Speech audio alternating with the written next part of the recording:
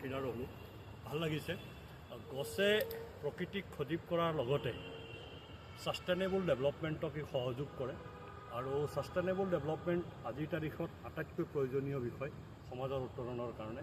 মই ভাবোঁ এক পেড় মা কে নাম এই অভিযানে ভাৰতবৰ্ষৰ আৰ্থিক বিকাশৰ ক্ষেত্ৰত যিটো ছাষ্টেইনেবল ডেভেলপমেণ্টৰ কথা কোৱা হৈছে তাক ই নতুন মাত্ৰা প্ৰদান কৰে।